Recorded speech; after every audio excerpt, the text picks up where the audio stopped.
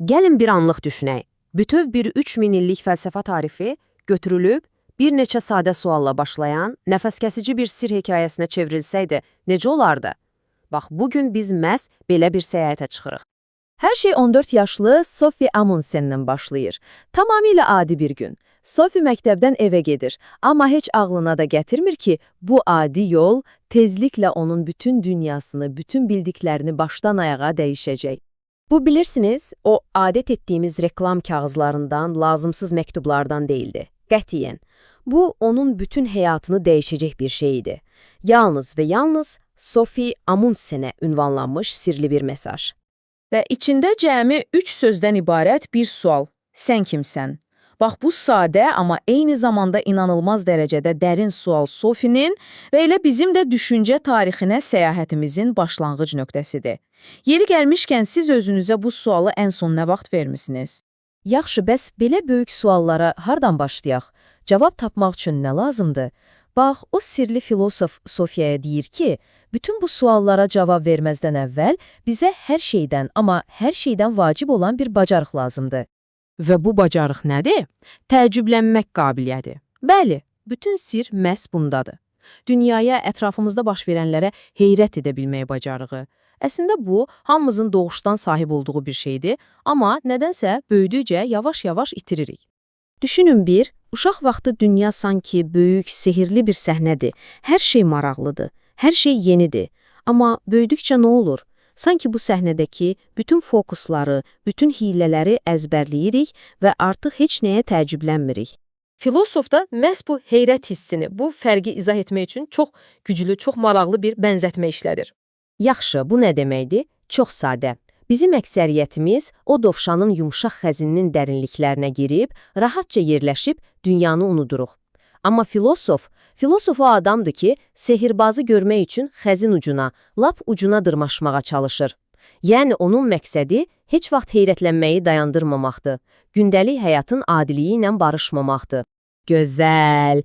Məhz bütün bu fəlsəfi səyahət necə başladı? Haradan başladı? Hər şey insanların dünyanı izah etmə tərzində baş verən köklü, demək olar ki, inqilabi bir dəyişikliklə başladı. Baxın, minilliklər boyunca insanlar yağışın niyə yağdığını, fəsillərin niyə dəyişdiyini, yəni həyatın ən böyük suallarını ilahi hekayələrlə, yəni miflərlə izah edirdilər.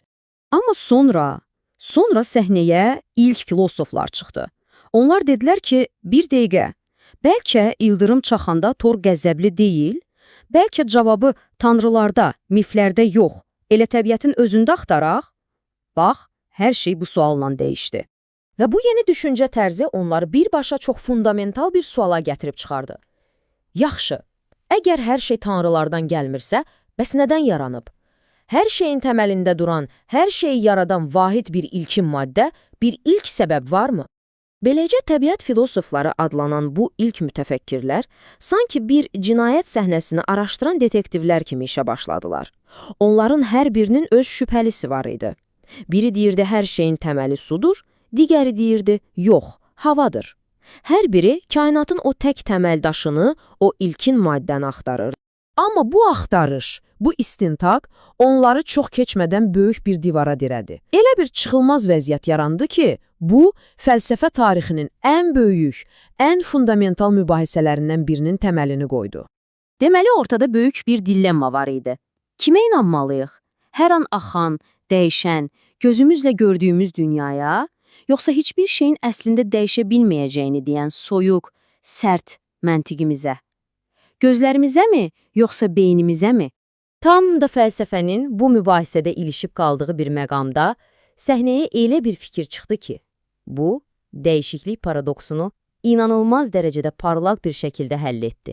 Və bu dahi fikri izah etmək üçün filosofumuz Sophie ilk eşidəndə heç bir əlaqəsi yoxmuş kimi görünən, hətta biraz da qəribə səslənən bir sual verir.